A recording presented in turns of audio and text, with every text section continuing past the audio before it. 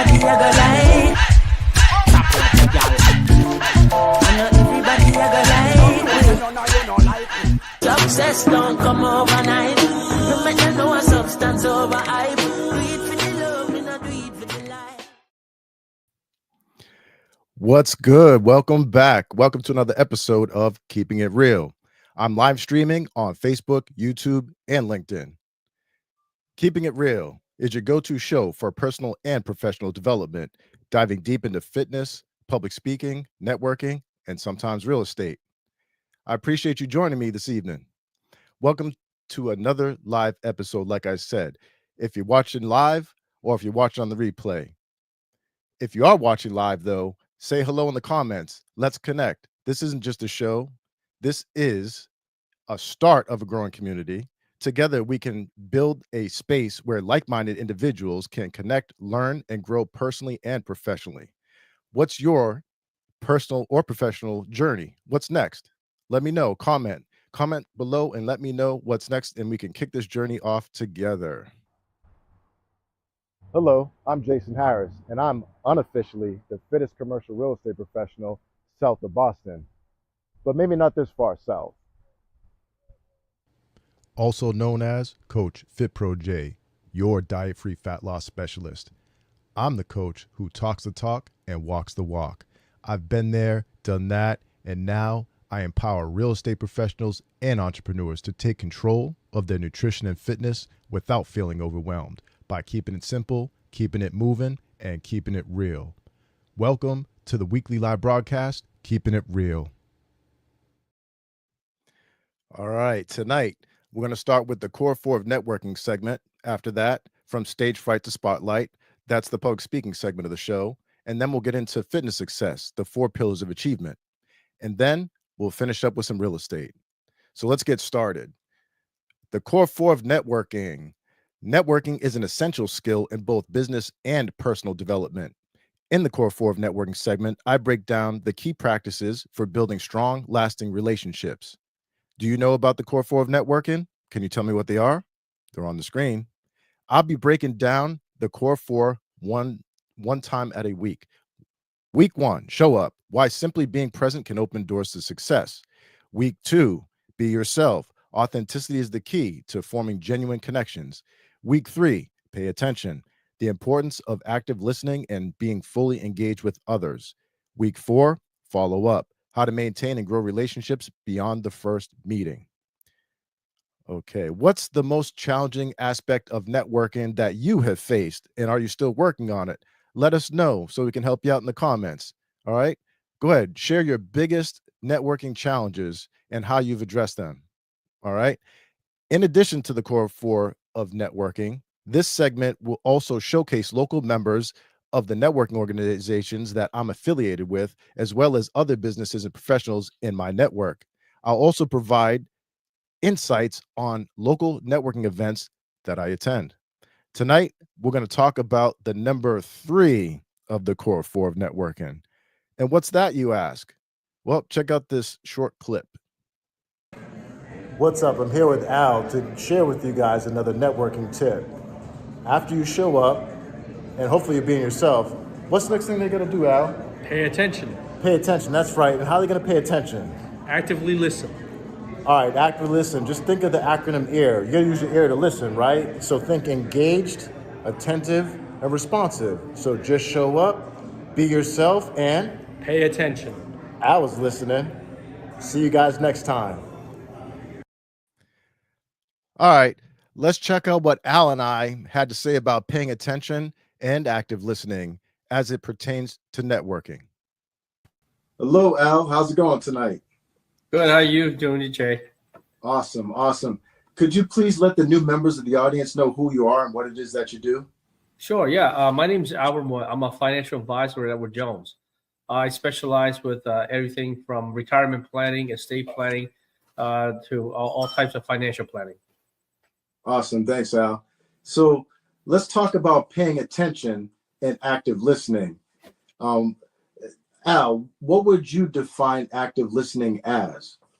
Okay. Active listening is what it says. Active listening is, when you go out networking, is a lot of time is as much as you want to, tell about what you do, sometimes is do the reverse side is like listen, ask that person, talk about themselves, about what they do, and that's called active listening. And a lot of times you can just listen to, about they'll tell you things that you will find clues as to how you can find either something in common or something that you have that you can talk about other than about your work and to build that relationship. Awesome. So active listening kind of sounds like paying attention. One and the same, huh? Yeah.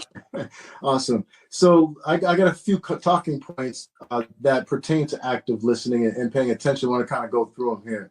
So let's talk about active listening as far as building genuine connections. Active listening shows respect and genuine interest, which builds trust and rapport, right? Right. People remember how you make them feel. Listening intently, it makes them feel valued. You in the audience, has anyone made you feel a certain kind of way at a networking event that you remember? I'm sure you would. Let us know in the comments.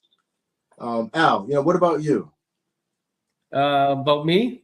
What about you as far as building connections through active listening? Right. Yeah. So a lot of times, and I mean, when I first started out networking, I did what everyone does. I'm here.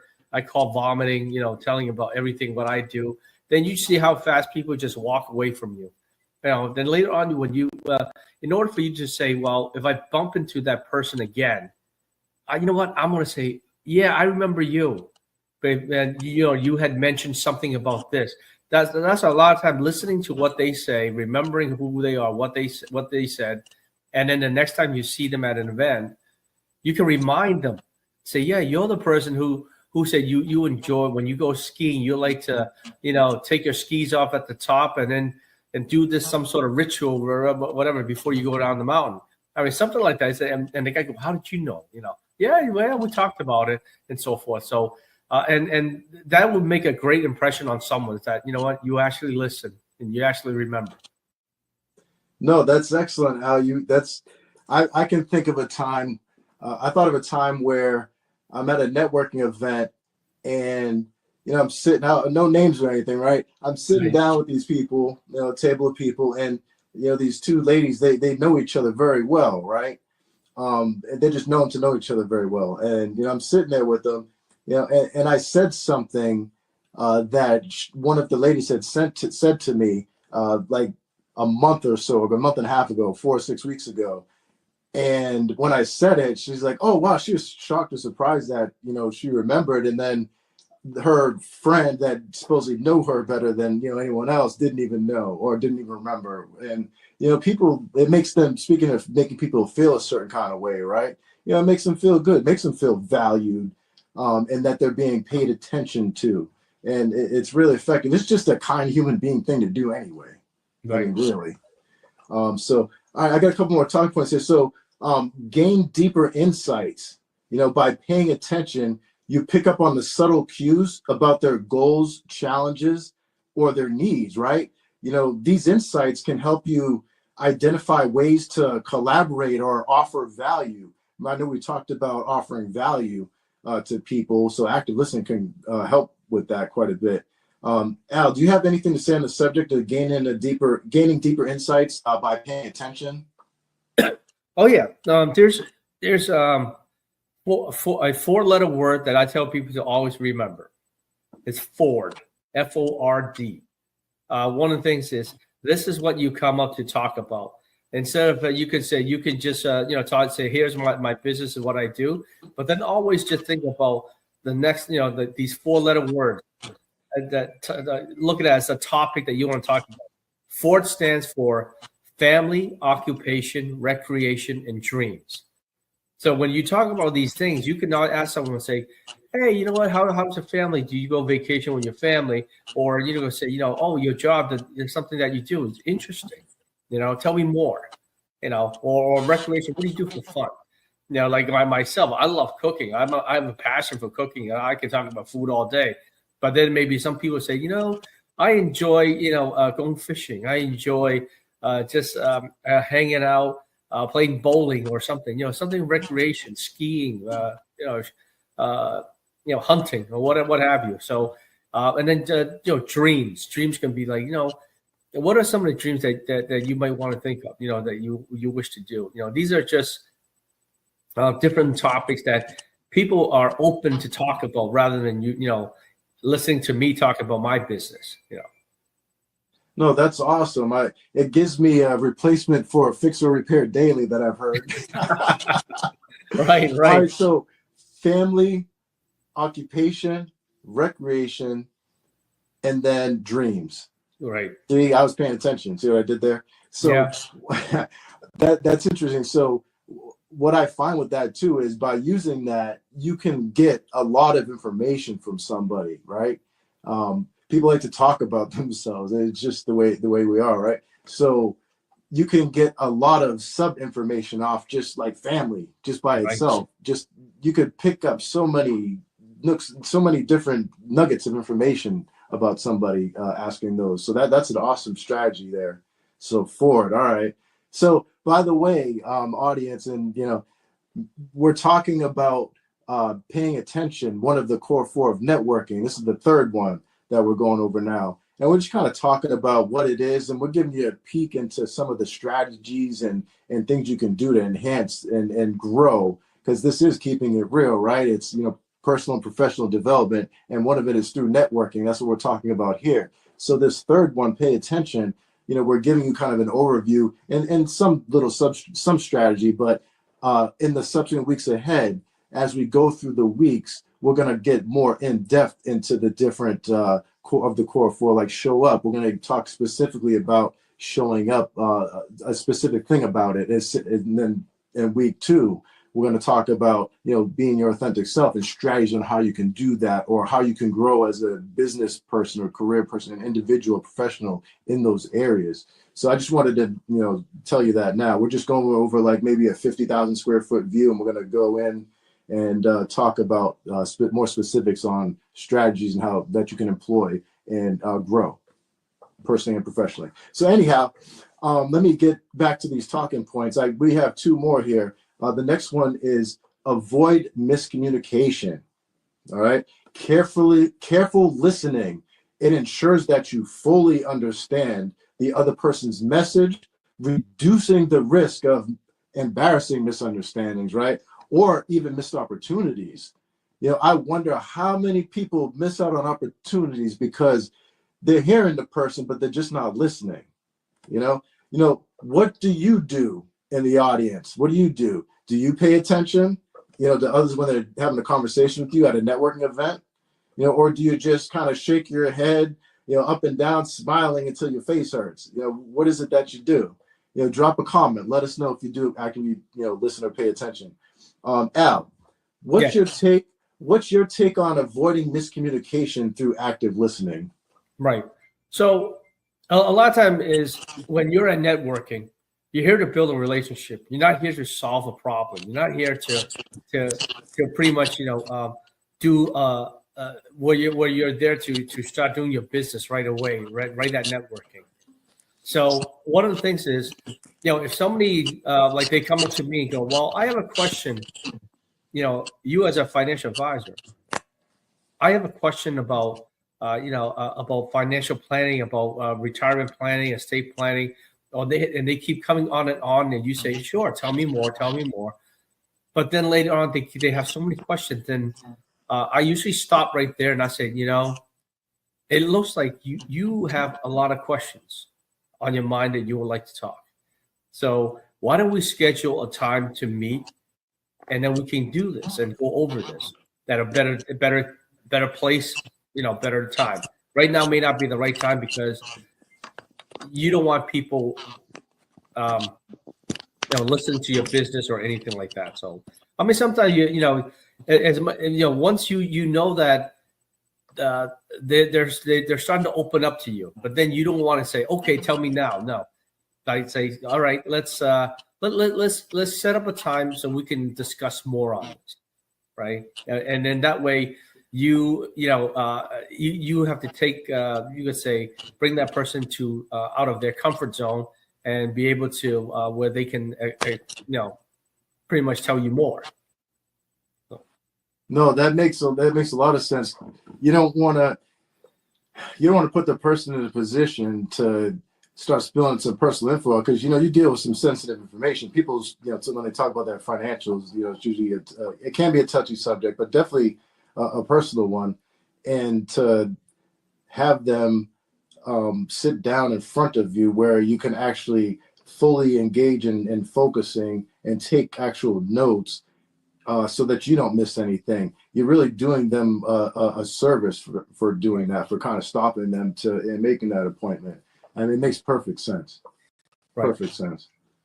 But yeah, as far as miscommunication, and also when active listening allows you not to get embarrassed, there's a lot of situations you can get into where you weren't listening to the person, and then you see them maybe in the same evening, and how many kids you have, and then you just talk to them and they just told you, like earlier on in the day. I know it's the first time you met them, but it's like, come on. It can be embarrassing. There's so many different embarrassing things that can happen by not active listening.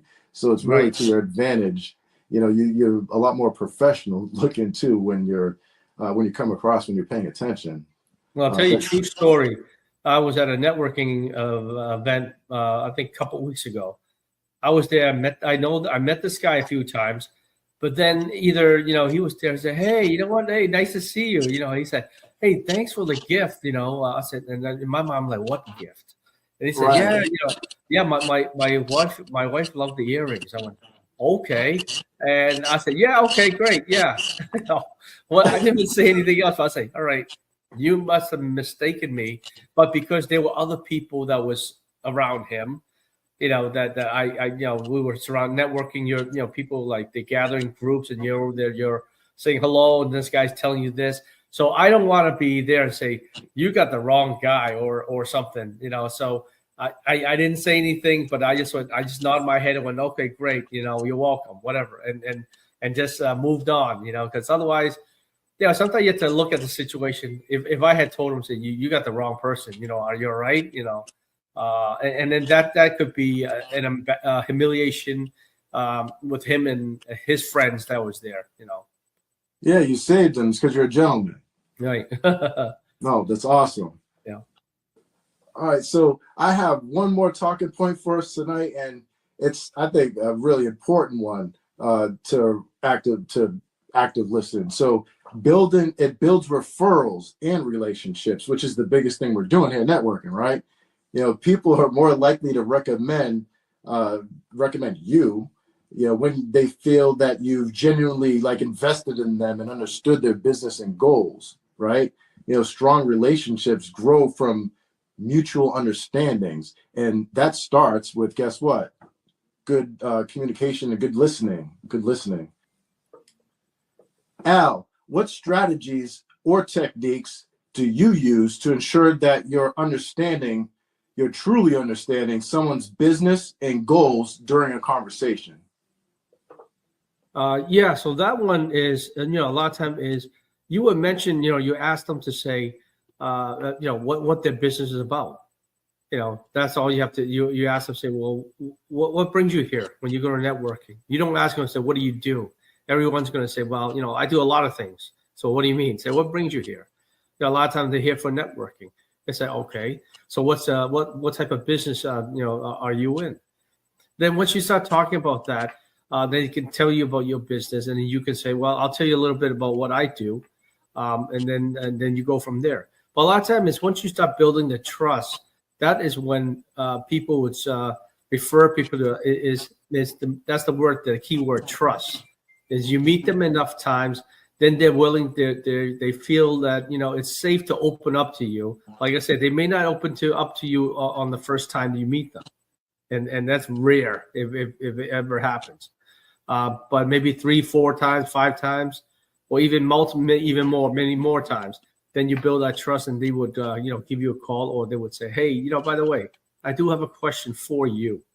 Do you do this? Do you do that? And that's when all right, there's where I waited enough time, and then I built that trust, and now this person is trusting me to open up, and that's how you know that that person you've built that trust with that person. That person is more willing to open up to you right now.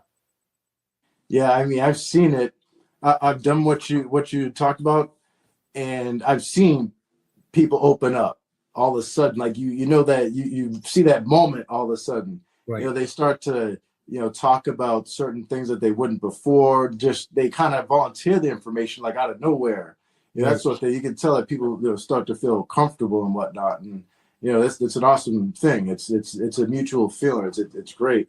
But no, like I said, it makes a difference. So active listening and pay attention, huge difference. So you guys need to look from week to week. It's always going to pay attention. Will always be the third Monday of the month. We'll be talking about this subject and getting into it. So if you guys in the audience have any questions whatsoever on any of the Core Forward networking that we have gone through, you just put them in the comments, and might be a talking point that we can talk about on the next show. Or hey, maybe I'll invite you on to be on and talk about that talking point. We'll see. If you're shy, I get it, but at least engage. Let us know. That's all I've got for this segment. How about you, Al? Anything else that you want to add? No, it's just when we say pay attention, means really pay attention. Don't and always if that person, you feel like you have connected with that person, just remember, you can put down on their card. Here's a little tip: is when they give you their card, what you can do is, if you don't have a good memory like me, you can write down little tips about on their business card, in the back of their business card, about what you heard from them. What are some key things that you can always go back to? It's like, oh, he mentioned that he likes fishing. He mentioned that he likes to do this or something different, something that you can remember him by. And that's a little tip. So when you look at the card, you look at that person, you look at whoever you're calling. Hey, you could even call them on the phone and say, you know what? I remember you telling me that you enjoy fishing. So what kind of fishing do you do? That way, that person, wow, he really did listen. So that's just a little tip, little tip that you don't really have to have a good memory, but once you meet a lot of people at networking, you might say, I forgot who's who. But take their card, write little notes on that, and once you're done with the conversation with them, and you go a long way with that. See, that's what I'm talking about, Al. We're going to be giving all these nuggets out about these Core Forward networking. I'm going to hold back on the nugget that you just kind of had. I'll wait till the next, one of the next ones for it. There'll be plenty, right? So, right. Speaking of others, next Monday is going to be week 4. So we'll be talking about following up, how to maintain and grow relationships beyond the first meeting. All right. So again, if you'd like to be a guest on the show, discuss your story, topic, or whatever, just all you got to do is engage and comment, and I'm going to follow up with you. Oh, we got to talk about that next week. So I'd be happy to have you on the show. Al, what's the best way for someone in the audience to get in contact with you? Sure. They can either call my office at 508-697-5389 or contact me through email at albert.moy, that's MUI, at edwardjones.com. Awesome. Thanks for joining me tonight, Al, and look for Al again on future episodes. I appreciate you, Al. Thank you. Good night. Good night. All right. That's right. Next Monday is week 4. So the topic will be follow-up, how to maintain and grow relationships beyond the first meeting. Are you interested in being a guest on the show? If you are, reach out. All you have to do is ask. I'd love to have you on. And if you catch me at a networking event, don't hesitate to pull me aside and let's make some on-camera magic happen. We could do that. All right. Next up, from stage fright to spotlight, our comprehensive public speaking segment designed to help you master this crucial skill. Whether you're speaking to a large audience or just in front of a small group, this segment of the show will give you the tools you need to shed the stage fright and step confidently into the spotlight. Tonight's segment is a brief one. I only have 2 things to share with you. First up is the goal of this segment. The goal of this segment, from stage fright to spotlight, is to provide you, yep, you right there, with content that helps improve your public speaking skills. To that end, I have been working behind the scenes and to secure some special guest appearances for future segments, and I've done so. So stay tuned for value pack segments coming your way in future episodes. The second thing that I have for you is an invitation to my upcoming virtual Toastmaster meeting, and that's this week. If you don't know what Toastmasters is, let me explain that to you. Toastmasters International is a nonprofit educational organization that teaches public speaking and leadership skills through a worldwide network of clubs. Belong to the Spirited Speakers Club out of Middleborough, Massachusetts, and we currently meet on the second and fourth Wednesdays of every month. So if you would like to experience a virtual meeting, because we are virtual right now, you would comment Spirited under this video somewhere, and I will share the link with you. The next meeting is this Wednesday, 2 days from now, on January 22nd, from 7 to 8:30 p.m. Eastern Standard Time. Don't miss out, comment Spirited, and I'll share the meeting link with you.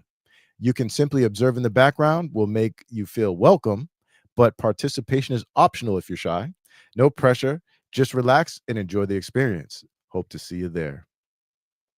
Okay, on to the next segment.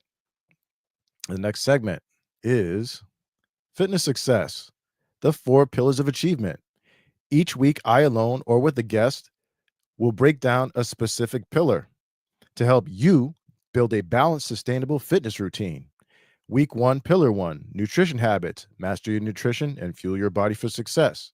Week 2, Pillar 2, practice strategies for managing life's inevitable stressors. Week 3, Pillar 3, physical activity. Tips to stay active and energized no matter your fitness level. Week 4, Pillar 4, recovery measures. Recovery is key. Learn the best ways to rest, recharge, and avoid burnout, both in and out of the gym. All right, this is the third Monday of the month. So our focus tonight will be on Pillar 3, physical activity. Tips to stay active and energized no matter your fitness level. So tonight we're going to focus on 3 crucial components, or critical components as I like to call them, for structuring effective physical activity routines to maximize your results. Who doesn't like to maximize their results, right? So whether you're a fitness enthusiast or just starting your journey, like many of you right now in January in the gym, understanding these elements that I'm going to go through tonight, rest periods, range of motion, and tempo, can completely transform your workouts. So let's get started. If you guys have any questions during this, please don't hesitate to throw it in the comments. All right. 1, rest periods. Rest periods are the intervals of time you take between sets, exercises, or workouts. So for instance, you do a set of 10 repetitions, pick up a weight, rep it out 10 times, you wait to do another set of 10, right? That rest period interval between the 2 sets of 10 is your rest period in between your sets. Okay. So they play a significant role in determining workout intensity and outcomes. I'd like to know, what type of workouts do you prefer? Quick, high intensity ones, or heavy lifting with longer rest periods, and why? If you can answer that in the comment section, let me know, even if you watch on the replay. Okay, let's talk a little bit about the purpose of rest periods. So got 3 different rest periods I'm going to talk about. The first rest period is the short rest period, and that is about 15 to 45 seconds. That promotes muscular endurance and cardiovascular conditioning. Okay, so if you're trying to get that endurance up and get more conditioned and get that cardio up, take shorter rest periods. Moderate rest periods, that's anywhere between 60 to 90 seconds. They're ideal for hypertrophy. That's muscle growth, okay? Muscle growth, 60 to 90 seconds. Longer rest periods, we're talking like 2 to 3+ minutes. They allow for full recovery of strength, making them suitable for a heavy strength training or powerlifting. So if you're trying to lift for the heaviest, then you want to take a longer rest period. All right. So we have short rest periods, moderate rest periods, and longer rest periods. So How do you tailor the rest periods to your goal? Well, pretty simple. As a rule of thumb, for fat loss or general fitness, you want to take shorter rest periods. So it keeps the heart rate elevated and burns more calories.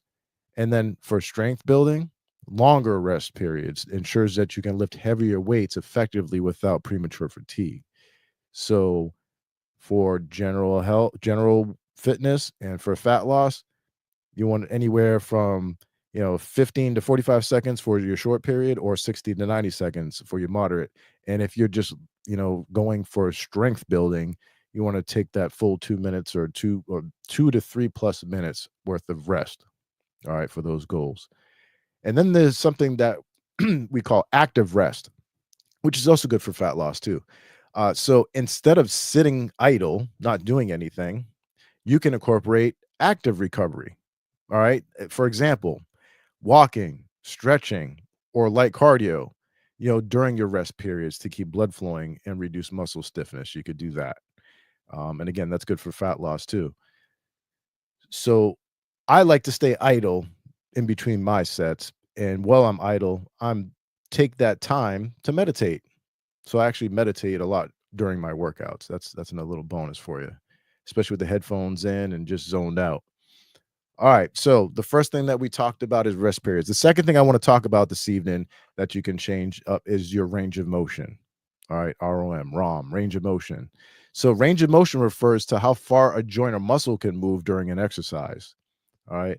So optimizing range of motion ensures better muscle engagement and reduces the risk of injury. Have you ever experienced limited mobility during an exercise? How did you work on improving it? Let me know in the comments. Was it an injury or something like that? Let me know. So full range of motion. Let me explain what that is. Full range of motion. That's exercises performed with a full range of motion. You activate more muscle fibers. You improve strength and flexibility. For example, all right, when you're squatting, a deep squat works more of your quadriceps, glutes, and hamstrings than a partial squat. A partial squat would be mostly for your quadriceps and less for your hamstrings and glutes. Partial range of motion, it's useful for isolating specific muscle groups or avoiding pain caused by injury or limited mobility. For instance, athletes recovering from knee issues, right? They might initially perform a partial squat as opposed to a full squat, so that they would do partial squats. They would stop the squat at the point where you start to feel knee pain and go back up until you're fully recovered. Then you could go into a full squat. And let's talk about improving range of motion. All right. Improve range of motion. How can you do that? You can incorporate dynamic stretches before workouts. And don't worry, I'll explain what that is. And static stretches, I'll explain what that is after your workout. So dynamic stretches before workouts and static stretches after workouts to improve ranges of motion. Okay. So dynamic stretching, it's something that I do before I work out. It consists of continuous movements through a stretch rather than holding a position. Movements like leg swings, shoulder circles, even head circles. All right. Those are active movements designed to increase your range of motion and promote mobility and wake up your muscles. All right. So dynamic stretching is a great practice to add to any warm up. Gets the muscles ready for what's about to happen. Choose exercises that focus on the muscles that you're about to work on. So if you're going to do a shoulder movement, you might want to do some shoulder circles or some shoulder mobility work. All right. And then we have static stretching. Static stretching is probably more common, that you probably know about. It involves stretching that you hold, the stretches that you hold in place for a period of time without movement. Movements like the shoulder stretch, the tricep stretch, and then the child's pose. I'm not going to do that right here on video, but the child's pose, which is a common yoga pose, that's also a static stretch. They are designed to increase your flexibility, decrease muscle pain and stiffness, and also enhance recovery. So static stretching is a great practice to add to your post-workout recovery. Because remember, folks, dynamic stretching is before you work out to get the muscles ready, and static stretching is done after your workout for recovery. All right. Remember to choose exercises that focus on the muscles that you just worked on. It's like, for instance, if you just did legs, then you might want to do some leg static stretching. Make sense? All right. So lastly, the third thing that I would like to talk about this evening that you can switch up in your workouts and be very effective is tempo. Tempo refers to the speed at which you perform each phase of the movement. It's often expressed as a 4-number sequence. For example, 3-1-1-0. Again, 3-1-1-0. And I'll explain that in a second. But I would like to know, when you're lifting weights, do you tend to rush through reps, or do you take the time with a slower tempo? And what's your reasoning? Again, when you're lifting weights, do you tend to just rush through the reps just to get them done? Or do you actually take the time with the slower tempo and pay attention to what you're doing? Let me know in the comments. All right, so let's talk about tempo phases. Remember, tempo refers to usually 4 phases. And using that example, 3-1-1-0, let's go through these. All right, so tempo phases. The first number, 3, right, is the eccentric phase, or the lowering phase of the weight. This is the lengthening, say that 5 times fast, of the muscle.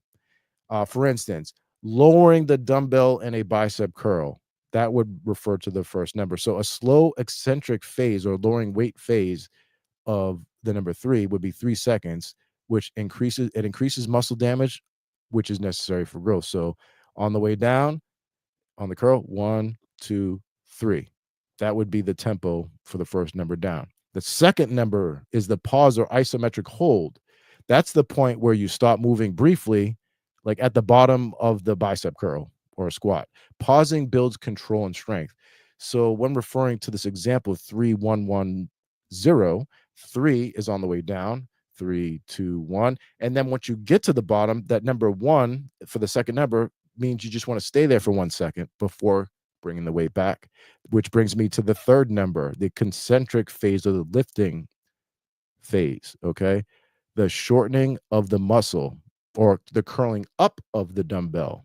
Explosive concentric movements enhance strength and power, where slower ones help build the muscle. So 3-1-1-0, you got 3 on the way down, 3, 2, 1, 1 second pause at the bottom, and then 1.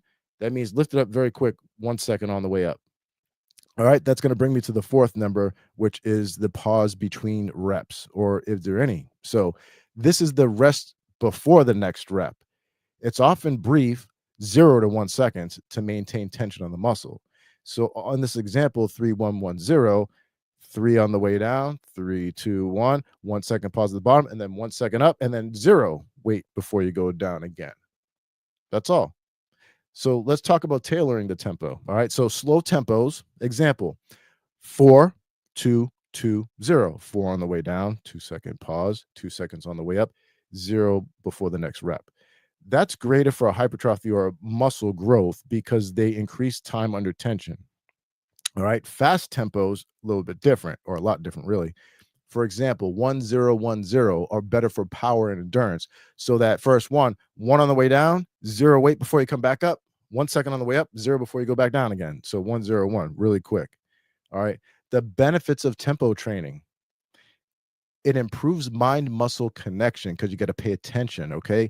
It helps you focus on engaging the correct muscles, which is another point, which I didn't really say, but the whole point of weight training is putting the muscle under tension for a length of time.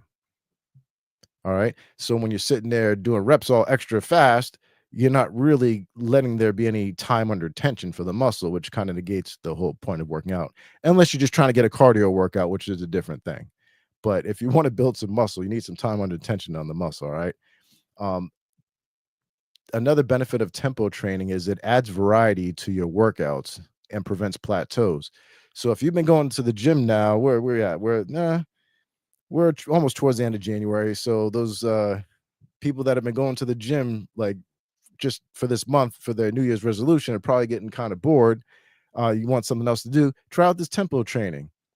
Pay attention to the actual time it takes to lower the weight and then to bring it back. And then also, again, hey, tonight too, pay attention to range of motion too.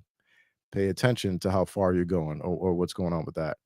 So again, rest periods too. You can also shorten the rest periods in between your sets. Or if you're not even paying attention to rest periods, I mean, if you're not paying attention to any of this, you might want to first try paying attention to all of this and see where you start out at, and then, vary the variables here.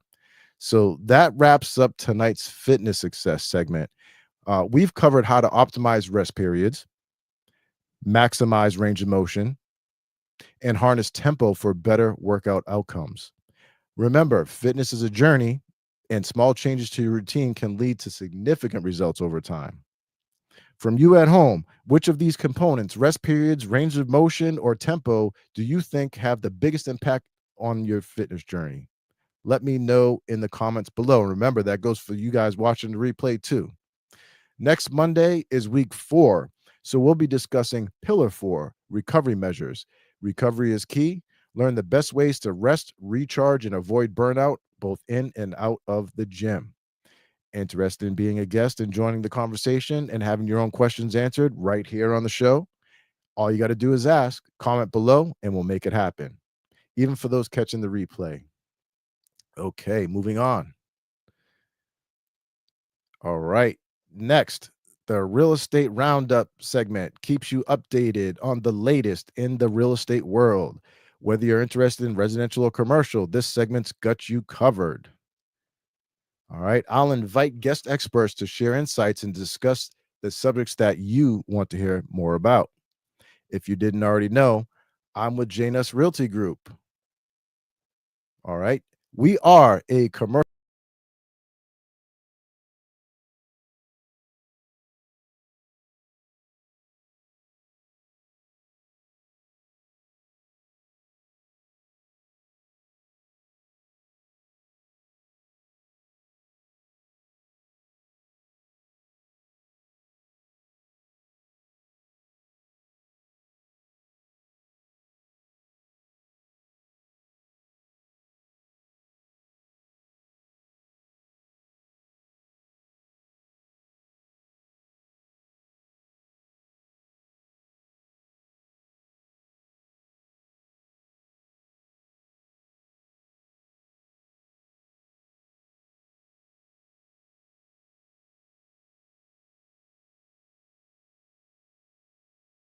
Go. There I am. We also work with residential real estate brokers. So if you're a residential agent in need of a commercial agent for some commercial expertise, please don't hesitate to reach out and connect with us for some assistance. What real estate topics are you most curious to learn more about? Residential, commercial, or something entirely different? I'd really appreciate it if you shared your thoughts in the comments. And if you're watching on the replay, your input is just as valuable. Your feedback will guide me in creating future content. All right, keeping it moving. Thanks for joining me for another episode of Keeping It Real. Like I said, we're live on Facebook, YouTube, and LinkedIn.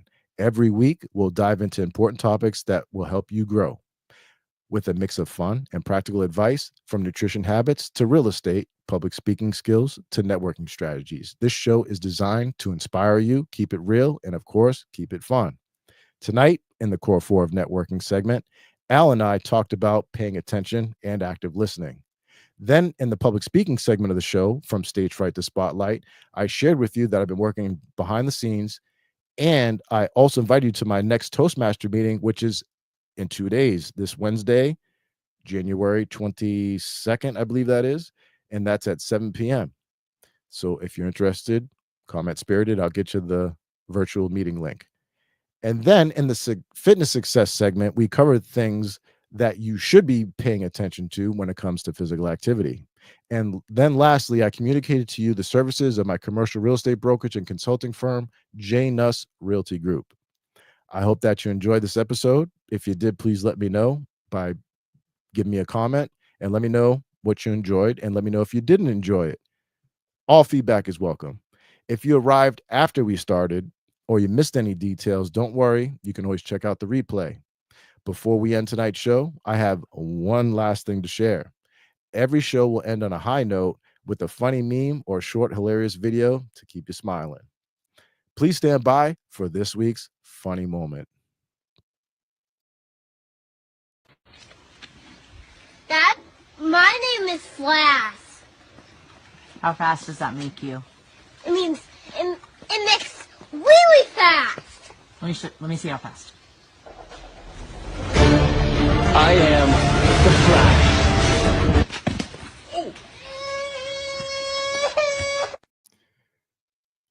Okay, that wasn't right. That's just not right. I remember doing stupid stuff like that as a kid. Anyway, thanks for joining me this evening. I can't wait to see you for more Keeping It Real. Be sure to leave your comments, share your thoughts, and don't hesitate to get involved. Stay tuned, stay engaged, and keep it real.